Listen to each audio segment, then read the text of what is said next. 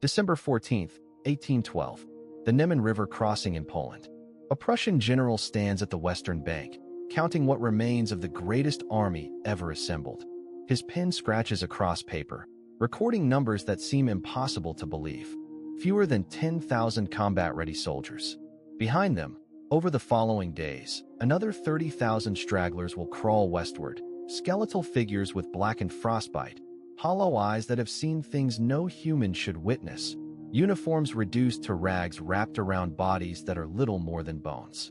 6 months ago, on warm June mornings, 685,000 men crossed this same river heading east with absolute confidence in their inevitable victory.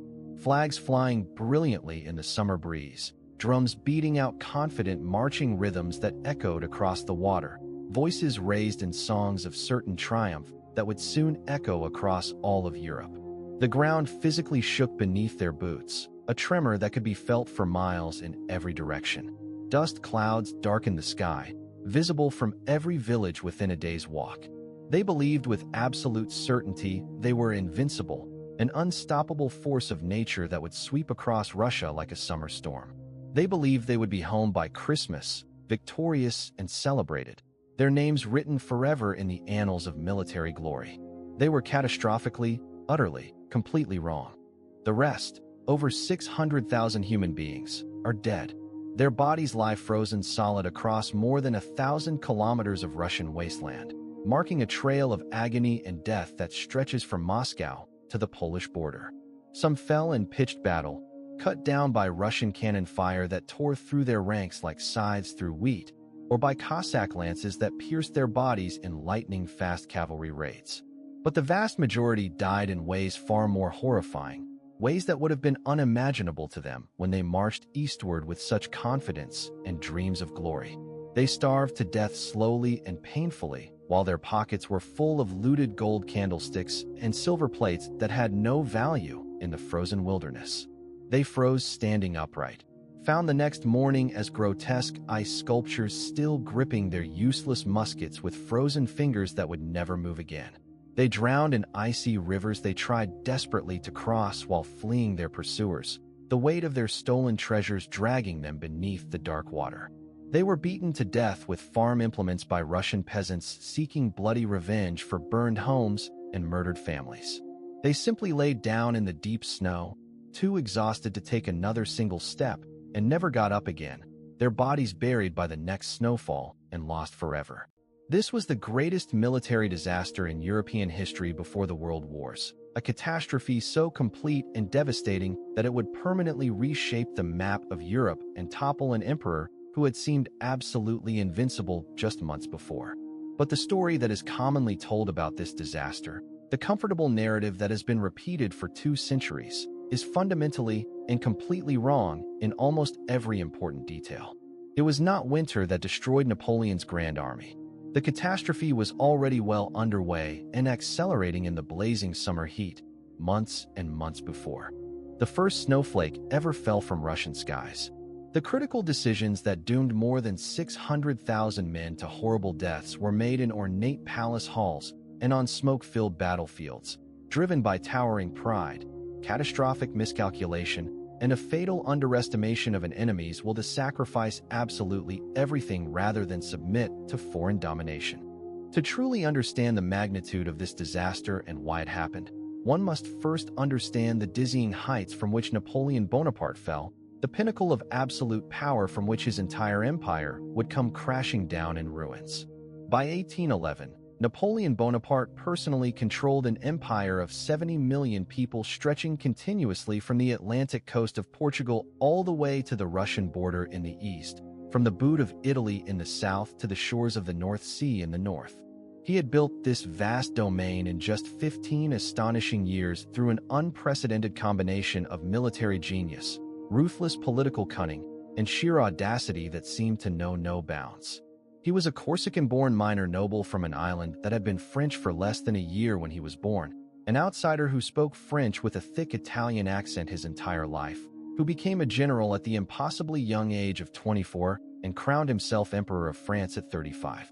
During his coronation ceremony in the magnificent Notre Dame Cathedral, He literally took the crown from Pope Pius VII's hands and placed it on his own head. The gesture was completely calculated and deliberate. He would bow to absolutely no one, not even God's representative on earth. And why should he bow? His military record justified every single ounce of his towering arrogance and seemingly limitless self-confidence. At Austerlitz in December 1805, on the first anniversary of his coronation as emperor, he crushed the combined armies of Austria and Russia simultaneously in what military historians still study and teach as perhaps the perfect battle, an absolute masterpiece of battlefield deception, strategic maneuver, and tactical execution. The Allied commanders fell completely into every trap he set for them. At Jena Auerstedt in October 1806, he annihilated the legendary Prussian army, the same military force that had made Prussia feared across all of Europe for generations. In a single afternoon of brutal, decisive combat that left the Prussian military establishment in complete and total ruin. At Wagram in July 1809, he defeated Austria once again so decisively and completely that the Austrian emperor gave Napoleon his own daughter, the Archduchess Marie-Louise, in political marriage, cementing an alliance through the most traditional of royal bonds. Coalition after coalition had been assembled against him by Britain's endless supplies of gold and tireless diplomatic efforts. Coalition after coalition lay completely shattered, their armies destroyed beyond recovery, their nations forced to sue for peace on Napoleon's increasingly harsh terms. By 1811, only one great power remained standing as a potential threat to French dominance: Russia. The alliance between France and Russia was fragile at the very best, obviously built on a treaty that both emperors and everyone around them knew was purely temporary, a diplomatic fiction maintained only until one side or the other found sufficient advantage in breaking it. In 1807, Napoleon and Tsar Alexander I had met on a specially constructed raft in the middle of the Neman River, carefully chosen neutral ground belonging to neither France nor Russia, and ceremoniously divided all of Eastern Europe between them like two gods casually carving up the world. It was called the Treaty of Tilsit, grandly proclaimed to all of Europe as the peace of two emperors that would last forever. But it was built entirely on lies and deep mutual suspicion, and everyone from the lowliest clerk to the emperors themselves knew with absolute certainty it would not last very long. The fundamental problem poisoning the alliance was Britain. Napoleon controlled all the land, commanding armies that had proven themselves unbeatable in continental warfare against every opponent. But Britain controlled all the seas, its Royal Navy absolutely supreme on every ocean after Admiral Nelson's crushing victory at Trafalgar. Neither empire could deliver a decisive knockout blow to the other despite years of trying. After Trafalgar in October 1805, when Nelson destroyed the combined French-Spanish fleet even as he died on the deck of HMS Victory, Napoleon knew with absolute certainty he could never successfully invade Britain. His answer was to wage economic warfare on an unprecedented scale, the continental system, established in 1806. No European nation anywhere under French influence or control could engage in any trade whatsoever with Britain. He would slowly strangle the British economy, force them to surrender without ever needing to land a single soldier on their shores. It was a strategy that absolutely required total compliance from every nation in Europe, with no exceptions allowed. But the continental system was slowly but surely killing Russia's economy like a poison spreading through the bloodstream. Russian grain rotted uselessly in warehouses because it could not be sold to eager British merchants who would pay top prices. Russian timber, absolutely essential for British shipbuilding and therefore worth its weight in gold, sat unused and worthless. The Russian nobility, whose entire wealth and power depended completely on these lucrative exports, grew increasingly restless and angry. They whispered constantly in the Tsar's ear, questioned the wisdom of this French alliance that brought them nothing but economic hardship and loss. In late 1810, unable to withstand the crushing economic pressure any longer, Russian ports quietly reopened to British merchant ships flying neutral flags. It was a direct and deliberate violation of the continental system, a complete betrayal of the Treaty of Tilsit. When Napoleon discovered this betrayal through his network of spies and informants, He was absolutely furious beyond any diplomatic language. This was not merely economic policy or trade negotiations. This was outright defiance, complete betrayal, a direct challenge to his personal authority. In December 1810, Napoleon suddenly annexed the Duchy of Oldenburg, a minor German state that happened to be ruled by the Tsar's uncle. This was not about strategic necessity or economic advantage or anything rational. This was a calculated personal insult designed to humiliate, and it was absolutely meant to be understood as such, a public humiliation designed to punish Russian defiance and demonstrate conclusively who truly held all power in Europe. By early 1811, both empires were openly and obviously mobilizing their forces for war that now seemed inevitable. Diplomatic letters between Paris and St. Petersburg grew increasingly cold and formal, then stopped altogether as relations completely broke down. Napoleon faced what seemed like an impossible choice, a decision that would define the rest of his life and determine the future fate of all of Europe. He could accept Russian defiance and betrayal, which would immediately signal to every other nation in his carefully constructed coalition that they too could break away with complete impunity whenever they felt like it. The entire system he had spent 2 decades building with blood and iron would collapse like a house of cards in a strong wind. Or he could enforce his will through direct military action, march a massive army into Russia to compel total submission through overwhelming force. But war with Russia was fundamentally different from war with Austria or Prussia or any of his previous enemies.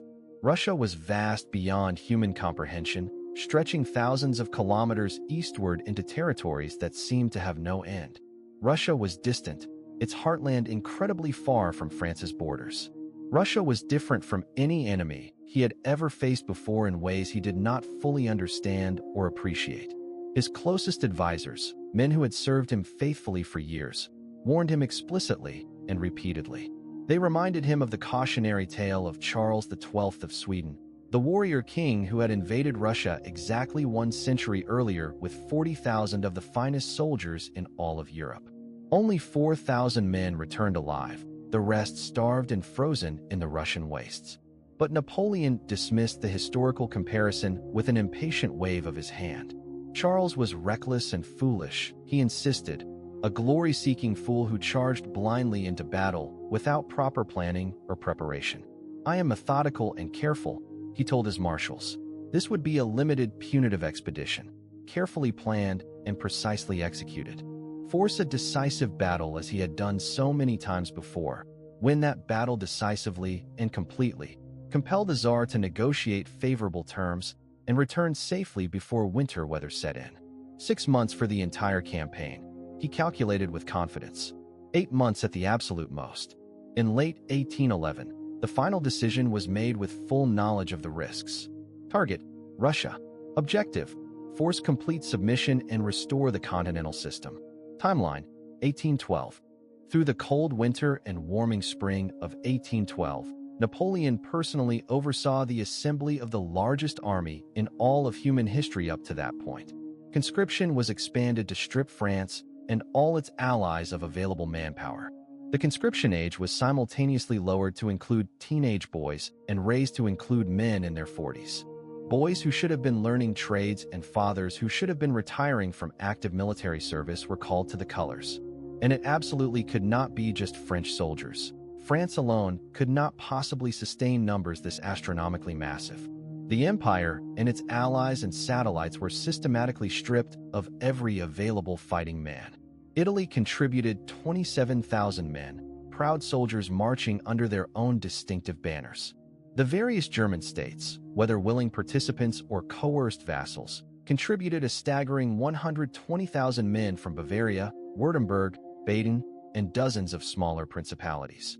Poland, desperately dreaming of finally achieving independence from Russian domination, enthusiastically sent 95,000 men who saw this campaign as a holy war of liberation. Austria, still technically allied through Napoleon's political marriage to the emperor's daughter Marie-Louise, contributed 30,000 men with highly questionable commitment and secret orders to preserve their own forces. Prussia, brutally forced into alliance at gunpoint after its complete humiliation in 1806, reluctantly sent 20,000 men who would ultimately prove utterly unreliable when tested. Plus substantial contingents of Dutch, Swiss, Croatian, Portuguese, and Spanish troops. By June of 1812, the total strength stood at an absolutely staggering 685,000 men under arms, the largest single military force ever assembled under unified command in human history. Napoleon personally prided himself on his mastery of logistics, on the precise science of supply and transport that won campaigns decisively before the first shot was ever fired in battle. It was genuinely one of his greatest military strengths, the solid foundation of his previous spectacular victories across Europe.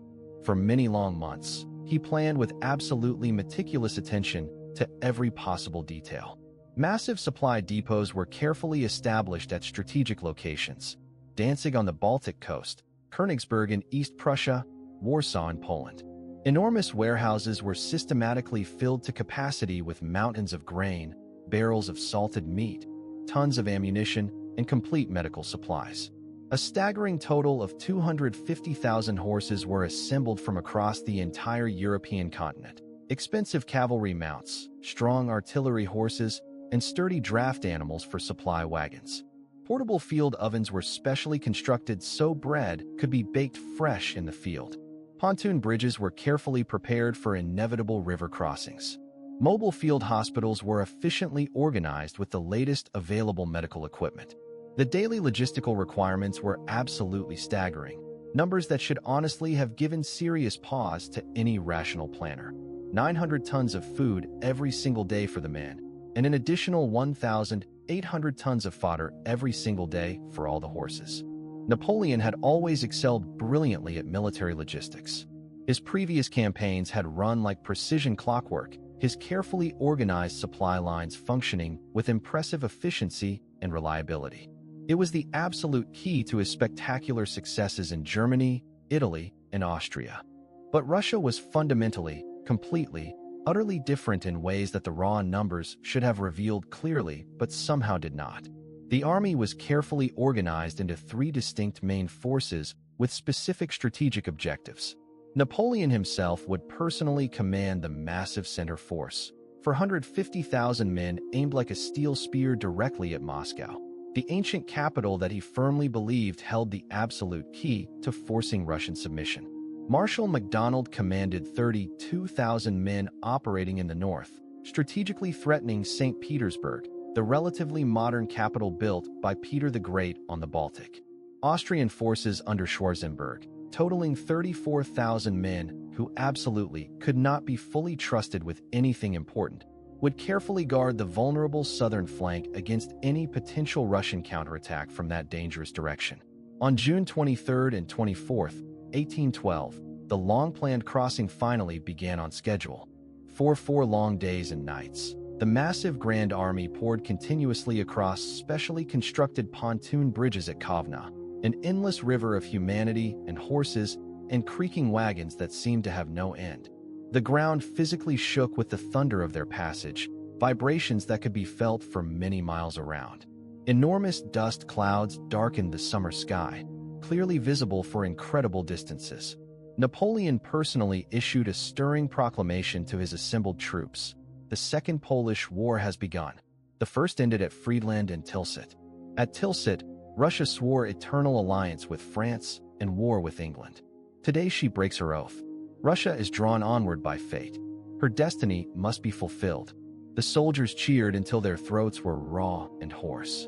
They believed with absolute certainty it would be quick and relatively easy, just another brilliant campaign to add to Napoleon's growing legend. They believed completely wrong, and most of them would never fully realize their terrible mistake until it was far, far too late to matter. Immediately within the very first days, serious problems emerged like spreading cracks in a massive dam. Violent summer storms turned the primitive Russian roads into literal rivers of thick mud that made movement almost impossible. Heavy wagons sank axle-deep into the muck, requiring dozens of straining men to push and pull them free inch by painful inch.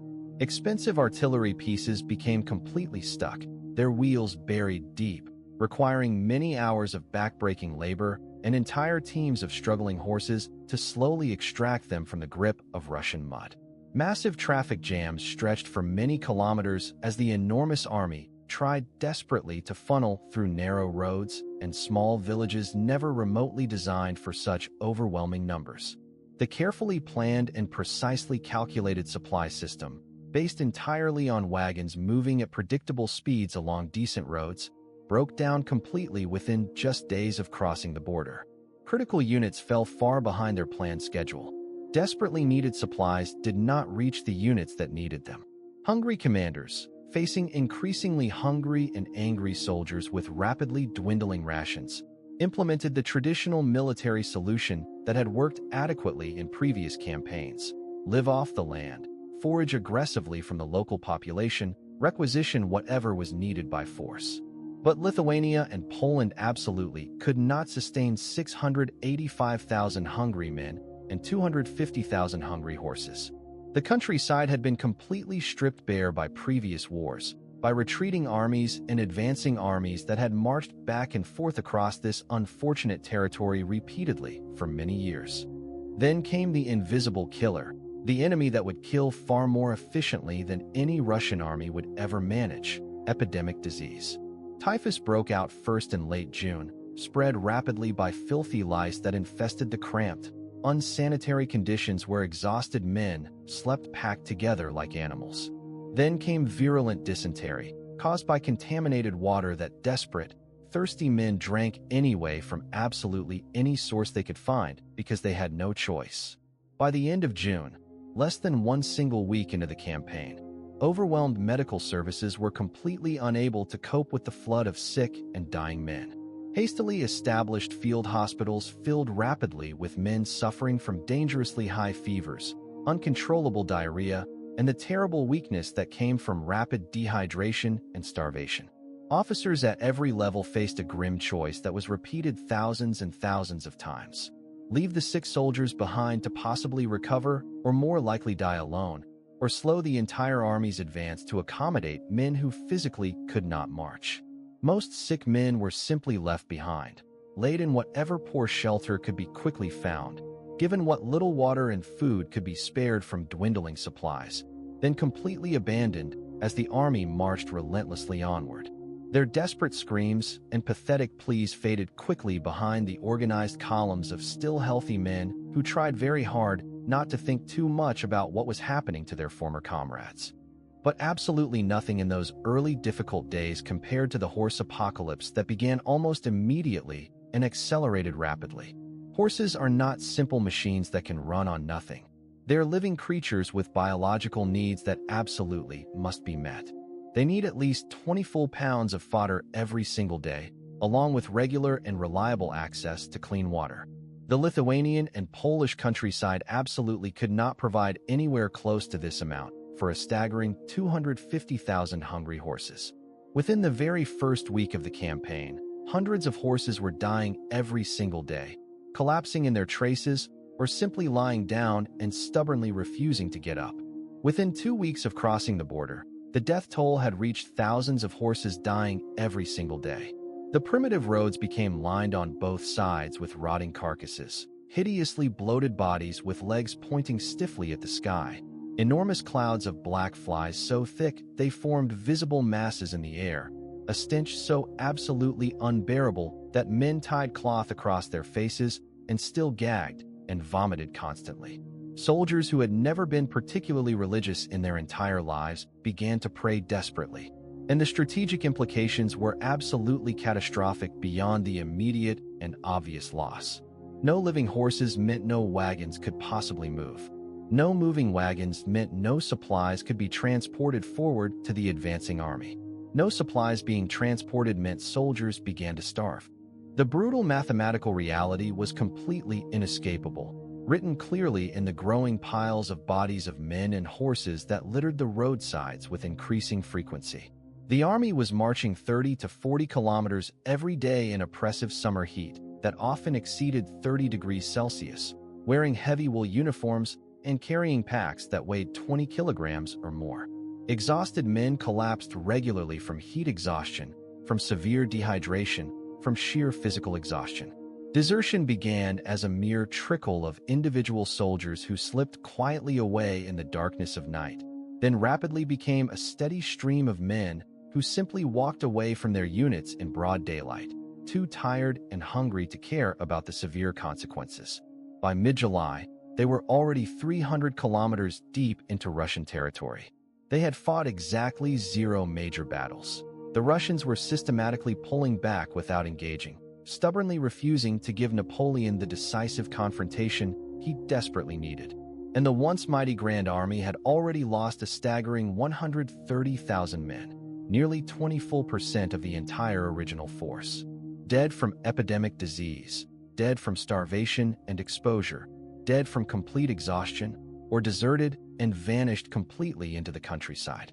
The catastrophe was well underway and accelerating with each passing day, and the Russian winter was still 4 full months away, not even a serious consideration yet in anyone's mind. The Russian forces were awkwardly divided under 2 commanders who despised each other with barely concealed personal hatred, a division that should rationally have been a fatal weakness but would ultimately prove to be Russia's strategic salvation. Barclay de Tolly commanded the 1st Western Army with 120,000 men. He was a Baltic German by birth, methodical and cold in all his calculations, a pure strategist who thought exclusively in maps and logistics and numbers rather than glory and heroic charges. Bagration commanded the 2nd Western Army with 45,000 men. He was a Georgian prince, descended from the ancient kings of Georgia, all fire and personal honor and courage, a natural warrior who thought instinctively in terms of cavalry charges and desperate heroic last stands. The 2 men absolutely loathed each other with a passion that went far beyond simple professional disagreement into deep personal hatred. Their armies were separated by considerable distance, dangerously vulnerable to being defeated individually before they could unite their forces. Napoleon aggressively drove a wedge between them, trying desperately to catch and destroy each army separately. Barclay ordered immediate withdrawal, systematically pulling his forces deeper and deeper into Russia's vast interior. When Napoleon's vanguard under Murat reached Vilna on June 28, they found a completely empty city. As the Russians methodically withdrew, they implemented a brutal strategy, scorched earth. Everything of any value was systematically destroyed. Grain stores were put to the torch. Livestock was driven east. Wells were poisoned. Villages were set ablaze. This strategy created an absolute political firestorm in Russian society. The nobility demanded Barclay's immediate arrest. Bagration wrote scathing letters denouncing him. But Barclay's reports to the Tsar were methodical and clear. The French army was disintegrating on the march. Russia's greatest weapon was space. On July 28, Napoleon reached Vitebsk. Marshal Davout reported fewer than 200,000 combat ready. The rational choice was clear: halt and fortify for winter. But halting meant showing weakness. Napoleon decided to continue. In mid-August, Napoleon caught Russian forces at Smolensk. For 2 days, the city burned. The Russians evacuated under darkness. The French entered burning ruins. The cost: 10,000 French casualties. By early September, only 160,000 combat-effective troops remained. On September 5th, the Russians stopped retreating near Borodino. Napoleon observed, through his telescope, earthwork fortifications, artillery positions. Berthier asked if they should attack. Napoleon decided they would. September 7, 1812. The Russians had 135,000 soldiers under General Kutuzov. The French had 130,000 troops and 587 cannons. Napoleon was ill that day, strangely passive. At 6 a.m., over 500 French cannons fired simultaneously. Russian batteries answered with 600 guns. Artillery fired 2 to 3 rounds per minute. Through the smoke, French columns advanced. Russian canister fire erased the front ranks. The flèches changed hands 3 times in 2 hours. Bodies piled so high men climbed corpses. Bagration was hit by shrapnel but refused to leave. At 9 a.m., French cuirassiers charged the Great Redoubt. Russian artillery opened with canister at 200 meters. The cavalry crashed into Russian lines. General Caulaincourt was killed. At 2 p.m., the French seized the position. Ney rode to Napoleon. The Imperial Guard could deliver the decisive blow. Napoleon refused. At 6 p.m., after 12 hours, the Russians withdrew in good order. The cost: 30,000 French casualties, 45,000 Russian, over 70,000 total. Ney surveyed the field. This is a massacre, not a victory. On September 14th, Murat's cavalry entered Moscow. They found empty streets. The city of 270,000 was abandoned. Napoleon took the Kremlin apartments. He waited for surrender. No one came. Every fire pump had been removed. That night at midnight, fires began everywhere. Governor Rostofin's plan: burn Moscow rather than let it sustain the French. For 3 days, the fires burned. Wind whipped flames into firestorms. Heat so intense iron gates glowed red. When fires exhausted themselves, 3/4 of Moscow was gone. There were not enough supplies to sustain 100,000 men through winter. Napoleon sent multiple peace proposals to Alexander. Alexander never responded. Napoleon remained in Moscow's ruins. For 5 full weeks, his marshals urged retreat. But retreat without treaty meant admitting failure. So Napoleon waited. The situation deteriorated daily. Berthier's numbers: roughly 100,000 effective troops remaining. Supplies for 3 weeks maximum. On October 18th, Russian forces attacked at Tarantino. The signal was clear: Russians were preparing to attack. On October 19th, Napoleon ordered withdrawal. 5 days later, Kutuzov blocked the route at Maloroslavets. The town changed hands 8 times. The French won, but lost 5,000 casualties. Napoleon's nerve broke. He turned north to the main Smolensk road, the same road already stripped of resources. On October 26th, the first snow fell. Temperatures dropped below freezing. The soldiers had discarded coats for loot. By early November, men froze while sleeping. Others froze while walking. Frostbite turned extremities black. Amputation became routine. Most died from infection. The horse death spiral accelerated. With no fodder available, horses collapsed and died by thousands. Every dead horse meant an abandoned wagon. Within 2 weeks, they lost most artillery. Russian Cossacks shadowed the retreat, picking off stragglers. Worse were peasant partisans with axes and muskets seeking revenge. They ambushed foragers, attacked detachments, slit throats at night. Captured soldiers were beaten to death or burned alive. The war became savage on all sides. Units that had maintained discipline since June dissolved completely. Officers could not control men. Soldiers fought each other over food scraps. They killed wounded comrades for boots or coats. Civilization was stripped away. By early November, this was no longer an army but a mob stumbling westward. Temperature kept dropping to -30°C at night. Breath froze into ice on beards. Eyelids froze shut. Fingers too numb to hold weapons. Muskets were discarded. Men urinated blood. Hallucinations became common. On November 9th, they reached Smolensk. This was supposed to be salvation. They found depots nearly empty. Corruption and partisan raids had gutted supplies. Warehouses were stormed. Soldiers fought each other. Officers shot looters. Discipline was gone. They stayed 4 days. On November 13th, they had to leave. Russian forces were closing. What left was a column of skeletal men in rags, many barefoot with feet frozen black. Marshal Ney commanded the rear guard. He had entered Russia with 40,000 men. Now he had 8,000. From November 15th to 17th at Krasnoy, Ney fought 3 desperate days. His troops held positions against overwhelming odds. On November 17th, Russians surrounded fewer than 2,000 men. They demanded surrender. Ney refused. That night, he led men across the frozen Dnieper under fire. Men fell through ice, drowning. Others were shot. Ney carried the regimental eagle, leading from front. On November 18th, he reached the main column with 900 men. Napoleon had assumed Ney was dead. When he appeared, Napoleon embraced him with tears. By late November, temperature dropped to -35°C. Men froze solid while sleeping. Metal buttons froze to flesh. Vodka froze solid. Ahead lay the Berezina River. It should have been frozen, but a warming period had thawed it, creating a 100-meter channel of icy water. Bridges were destroyed. 3 Russian armies were converging with 140,000 troops. The French were trapped. 80,000 exhausted troops with backs to an impassable river. General Ebel commanded 400 Dutch engineers. On November 25th, they began constructing 2 bridges at Studianka. Engineers stood in chest-deep, freezing water. Ice chunks battered them. They drove pilings with hammers. Men died while working. Hypothermia killed them where they stood. Others were crushed by ice. Ebel kept them working through night by torchlight. At dawn on November 26th, two narrow bridges stood. The crossing began. 80,000 people faced two bridges. Soldiers crossed first, then artillery and wagons. Russian artillery opened fire. Cannonballs crashed into crowds. Panic erupted. People trampled each other. Bridges collapsed. Engineers made repairs while bodies floated downstream. This horror continued 3 days. Udenat and Victor commanded rear guards, fighting desperate battles.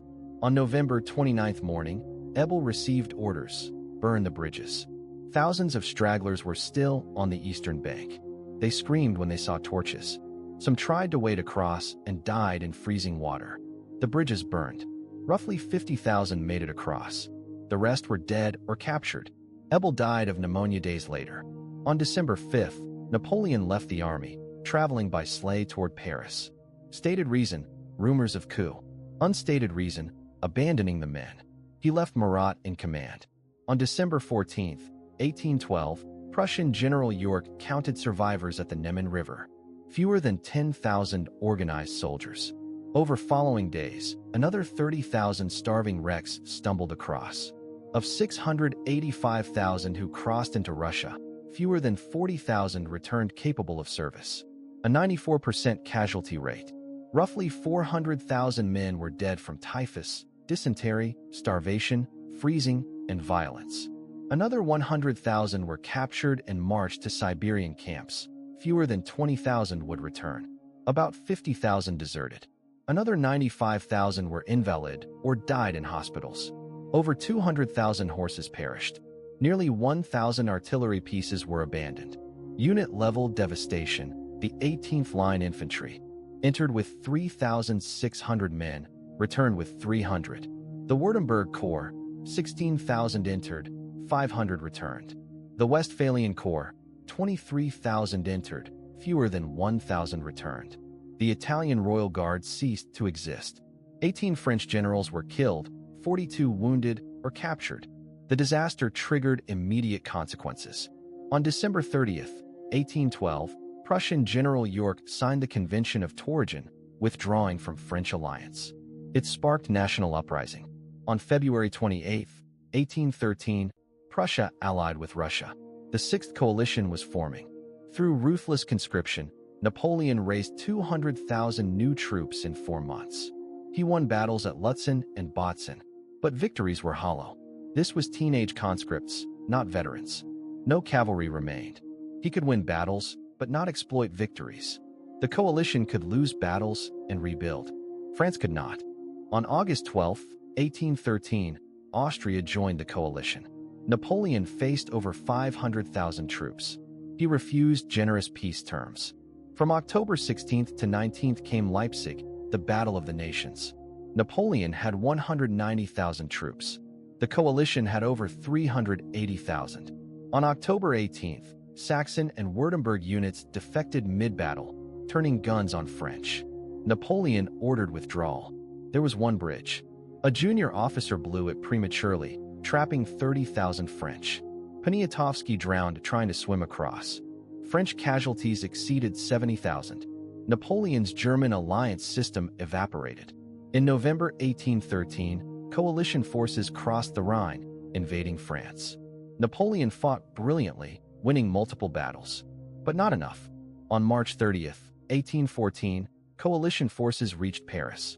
The garrison had 35,000 against 100,000. They fought one day, then surrendered. On March 31st, Paris capitulated. Napoleon was at Fontainebleau. He proposed marching on Paris. His marshals refused. Ney stated, "The army will not march." Napoleon insisted. Ney repeated, "The army will not march." On April 6, 1814, Napoleon abdicated. He was exiled to Elba. The Bourbon monarchy was restored. The empire was finished. Napoleon would escape in March 1815 and rule 100 days before Waterloo. But the real end came in Russia. The comfortable lie is that General Winter defeated Napoleon. This makes disaster seem unavoidable and blameless. Every part is false. First reality, logistics failure. The army was too large to supply. 685,000 men plus 200,000 horses needed 900 tons of food daily and 1,800 tons of fodder. Russia had lower population density, primitive roads, minimal surplus. The math did not work. The army was starving by mid-July and summer. Horses dying in summer heat. This was not weather. This was logistics failure from the start. Second reality, disease killed more than cold. Typhus began in late June. Dysentery killed even more. By mid-August, they had lost over 200,000 primarily to disease. Medical officers reported disease outnumbered combat casualties 10-1. Winter did not cause typhus. Poor sanitation and contaminated water caused it. Third reality, timeline failure. Napoleon started too late, stayed too long. The original plan called for early May. Delays pushed start to late June. Those 2 months were critical. Early May meant 5 months of good weather. Instead, crossed late June, reached Moscow mid-September, began retreat late October. The weather timeline reality. Retreat began October 19th above freezing. First snow fell October 26th. Temperatures did not drop to -20 until mid-November. But the army was already disintegrating, already starving, lost most horses, diseased and exhausted. Winter delivered the final blow. The decision to stay in Moscow 5 weeks was Napoleon's choice. Fourth reality, Russian strategy. Scorched earth was deliberate choice. Burn crops, drive livestock east, poison wells. Moscow burning was ordered. Fire pumps removed. Prisoners released with torches. This was policy. Alexander's refusal to negotiate was a choice. Every previous monarch sued for peace when their capital fell. Alexander refused. Russian commanders turned winter and distance into tactical advantages through conscious choice. Fifth reality, weather was not unusual. Winter 1812-13 was cold, but not unusually so. Meteorological records show normal ranges. Moscow typically sees -10 to -20 in November-December. That occurred in 1812. The French experienced it as unprecedented because most had never experienced continental winter. Soldiers from France, Italy, Spain came from temperate climates. Encountering -20 felt apocalyptic. But for Russians this was normal. Russian soldiers were equipped and acclimated. French were not. This was predictable Russian winter Napoleon should have prepared for. Sixth reality, the hubris factor. Napoleon underestimated Russian will, overestimated battle's decisiveness. He assumed victories would force negotiations, as with Austria and Prussia. He could not conceive Alexander would refuse after Borodino, after Moscow fell. This blindness was born from decades of victories. Every opponent had submitted. Russia had unique advantages: vast space, autocratic government, cultural resistance. Napoleon did not understand his opponent. Here is what actually happened. The campaign was logistically unsustainable from day one. The army began dying of disease and starvation in summer. Russian scorched earth denied local supplies. Borodino was Pyrrhic victory. Staying in Moscow wasted 5 weeks. Retreat began too late, a long, devastated route. The army was weakened to breaking before severe cold. Winter accelerated collapse, but did not cause it. By mid-November, they had lost horses, artillery, all cohesion. Cold killed men already starving, diseased, exhausted. Winter finished what logistics and disease began. The myth persists for psychological reasons. Blaming winter removes human responsibility, makes disaster seem like act of God, easier than admitting human error. French propaganda reinforced this. Napoleon's 29th bulletin blamed early and rigorous winter, minimized strategic failures. The final line, the health of the emperor has never been better. Message, Napoleon fine, army defeated by weather, France remained strong. None was true. The real lessons echo through history. First, overconfidence from success leads to catastrophic miscalculation. Napoleon built empire through genius and brilliance, but he could not accept limits. Every victory convinced him the next was inevitable. Russia was different. He could not see it. Second, logistics matter more than tactical brilliance. Supply calculations showed army too large. Timeline showed they started too late. Officers warned him. He ignored all because he had always made impossible work. That is hubris. Third, Never underestimate your enemy. Russia had unique advantages Napoleon could not see. Fourth, no one to stop. Could have halted at Vitebsk. Could have left Moscow in September. Could have accepted peace in 1813.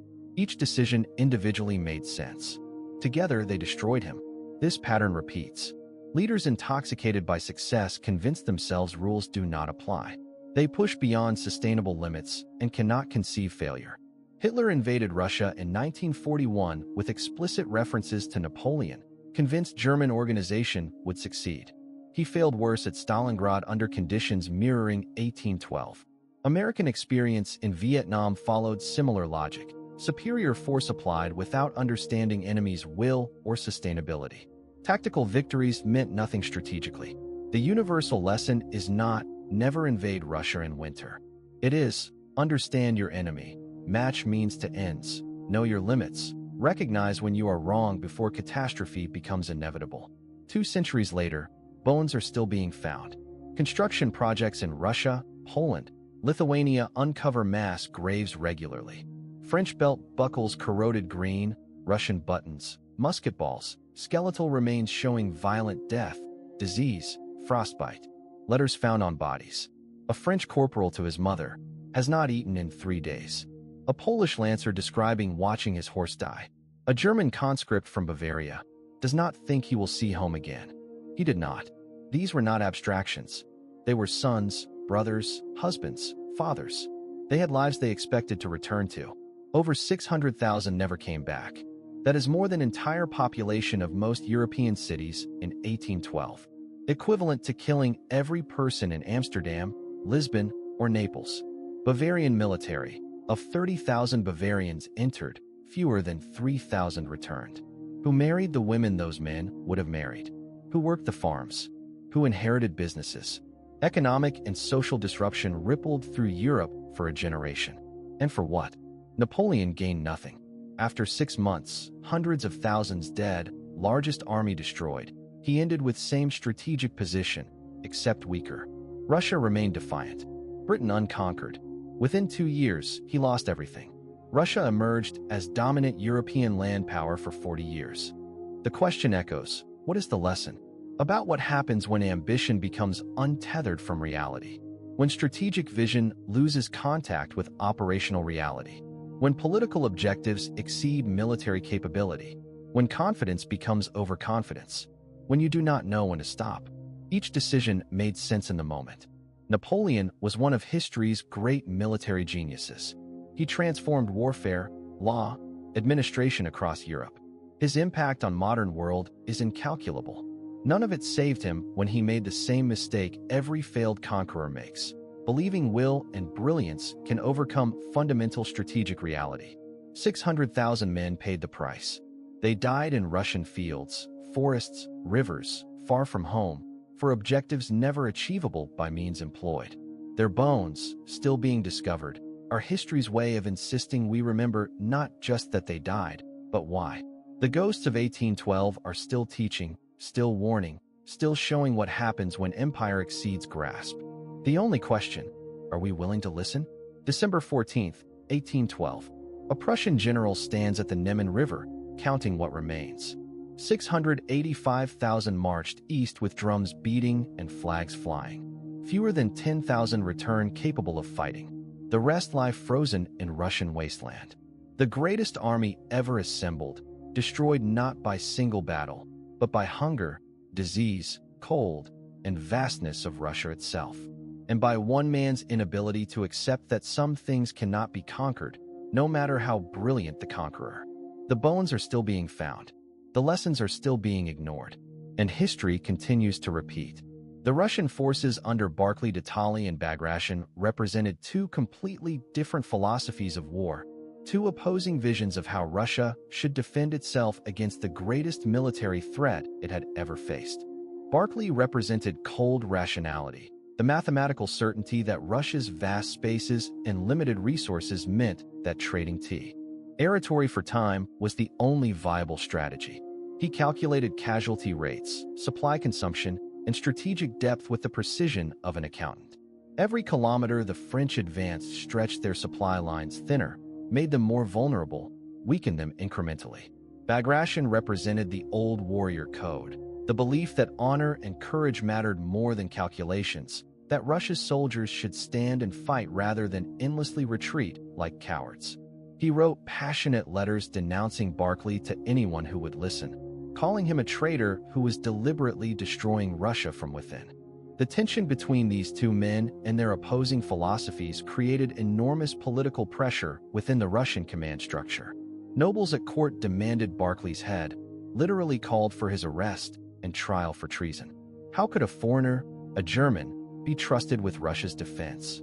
Bagration's criticisms fed these flames, providing ammunition for those who wanted Barclay removed from command regardless of whether his strategy was working. But Tsar Alexander, showing remarkable political courage and strategic insight, supported Barclay despite the intense pressure. The Tsar could see what the nobles could not. The French army was indeed disintegrating exactly as Barclay predicted.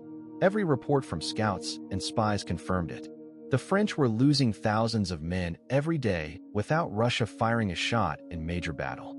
The scorched earth policy that Barclay implemented was not merely destructive.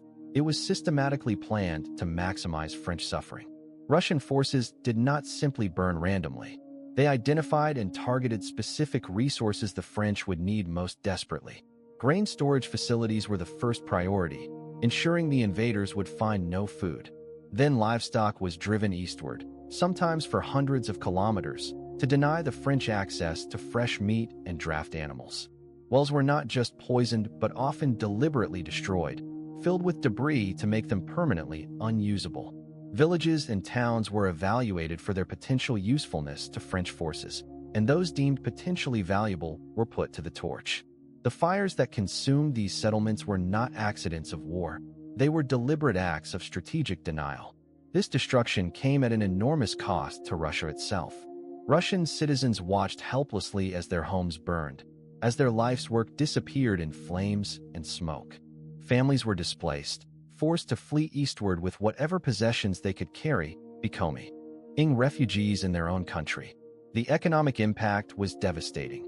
Entire regions were reduced to wasteland. But this was the price Russia was willing to pay for victory, a willingness to sacrifice that Napoleon fundamentally misunderstood and underestimated.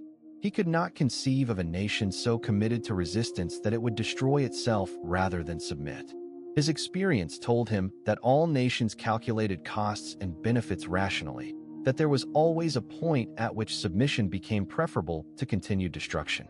Russia was proving that assumption catastrophically wrong. The French soldiers' experience of this scorched earth policy was psychologically devastating beyond the immediate physical hardships. They marched through village after village finding nothing but charred ruins and dead bodies. The landscape became a nightmare of destruction that seemed to have no end. Every hope that the next town might provide food and shelter was crushed. The psychological impact of this endless disappointment, this constant frustration of basic needs and expectations, wore down morale faster than almost anything else. Soldiers began to lose hope, began to question whether there was any possible way this campaign could succeed if the entire country was going to burn itself rather than feed them.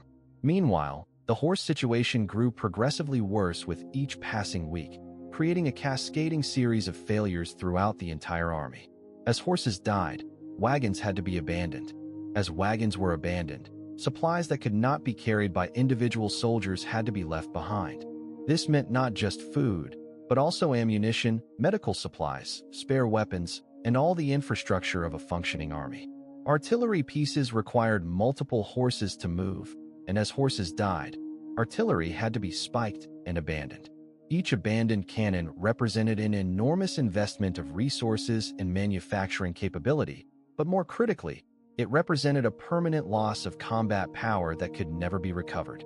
The French army's veterinary services, already overwhelmed, could do nothing to stop the horse apocalypse. The problem was not disease or injury that could be treated, it was simple starvation. Without fodder, horses died, and there was no fodder to be found anywhere.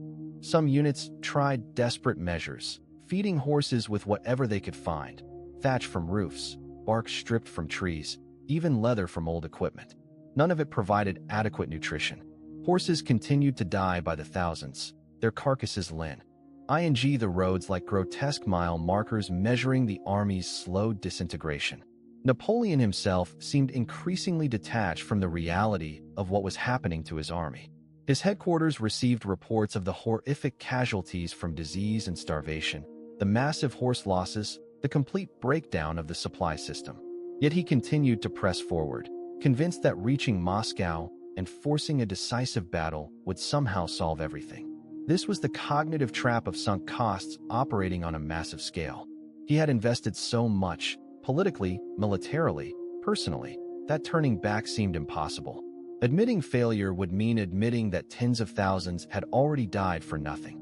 So he pressed onward, sending more men to die rather than face the political consequences of retreat. The Cossack raids on stragglers became almost ritualized in their efficiency. Small groups of Cossack cavalry would shadow the French columns at a safe distance, watching for anyone who fell behind or wandered away from the main body. When they spotted an isolated soldier or small group, they would attack with lightning speed, spearing their victims with lances before disappearing back into the landscape. The French could do nothing to stop these attacks. They had no cavalry left to chase the Cossacks. They were too weak and disorganized to mount effective counterattacks. They could only keep moving and hope not to be the next victim. The psychological impact of hearing the screams of men being killed behind them, knowing there was nothing they could do to help, shattered whatever remained of unit cohesion. The partisan war conducted by Russian peasants was even more brutal and personal than the Cossack raids. These were not professional soldiers following rules of war. These were people defending their homes with the desperation of those who had lost everything. They showed no mercy because they had received none. When French foraging parties raided villages for food, they often killed anyone who resisted. When Russian partisans captured French soldiers, they repaid these atrocities with their own brutality. Captured French were sometimes tortured for information, beaten to death slowly, or burned alive. The war descended into a cycle of revenge and counter-revenge that stripped away any pretense of civilization from both sides. The Berezina crossing represents both the absolute nadir of the campaign and simultaneously the greatest triumph of French military engineering under impossible conditions. The fact that any bridges were built at all is remarkable. The fact that 50,000 people managed to cross before the bridges were destroyed is close to miraculous. General Ebel and his engineers performed what should have been an impossible task, working in conditions that killed men within minutes of exposure. They built 2 functional bridges using scavenged materials while standing in near-freezing water, knowing that every moment's delay meant more Russian troops closing in from all directions. The scenes at the Berezina crossings were apocalyptic. Thousands of people packed together on the riverbanks, desperate to cross before the Russians arrived. When Russian artillery began firing into the crowds, panic transformed into absolute chaos. People were crushed to death in the crowd, trampled underfoot by others trying to reach the bridges. Parents lost children in the confusion. Wounded soldiers who could not keep up were simply left behind. The bridges themselves became death traps when they collapsed under the weight of too many people and wagons crossing simultaneously. Bodies fell into the icy river and were swept away. The few who survived the crossing would have nightmares about those scenes for the rest of their lives. The decision to burn the bridges on November 29th, while militarily necessary to prevent Russian pursuit, condemned thousands to death or capture. The people still on the eastern bank were not combat soldiers. They were camp followers, wounded men who could not move quickly, civilians who had attached themselves to the army for protection. When they saw the bridges being set on fire, they must have known their fate was sealed. Some threw themselves into the river in desperate attempts to swim across and drowned immediately in the freezing water. Others stood and waited for the Russians, hoping for mercy they would not receive. Many were simply killed on the spot when Russian forces reached the river. The final days of the retreat, after crossing the Berezina, were characterized by an almost zombie-like mechanical movement. Men marched because marching was all they knew how to do anymore. They put one foot in front of the other without thinking, without planning, simply responding to the most basic drive to survive. Conversations ceased. Soldiers stopped even acknowledging each other. They walked past dying comrades without stopping, without helping, because they had nothing left to give. The humanity had been frozen out of them along with everything else. Napoleon's decision to abandon the army and race back to Paris was rational from a purely political perspective, but devastating for morale among the men he left behind. He needed to be in Paris to control the political narrative, to prevent potential coup attempts, to begin raising a new army for the next campaign season. But the soldiers saw it as betrayal. They had followed him into this frozen hell, had suffered and died by the hundreds of thousands, and now he was leaving them to save himself. Marshal Murat, left in nominal command, was a brilliant cavalry commander but completely unsuited for the kind of desperate fighting retreat that remained. His leadership did little to prevent the continued disintegration. The Prussian general, counting survivors at the Neman River crossing on December 14th, was witnessing the end result of every strategic miscalculation, every flawed assumption, every ignored warning. Each broken man stumbling across that bridge represented a failure of planning, logistics, intelligence, strategy, and leadership. The campaign that was supposed to take 6 months and force Russian submission had instead destroyed the greatest army ever assembled and permanently shattered the myth of Napoleon's invincibility. The bones of 600,000 men remind us, ambition without limits leads to catastrophe. Napoleon's brilliance couldn't overcome reality, and history keeps repeating this lesson. If this story moved you, hit that like button, share it with others, and subscribe so we can explore more history together. Thanks for watching.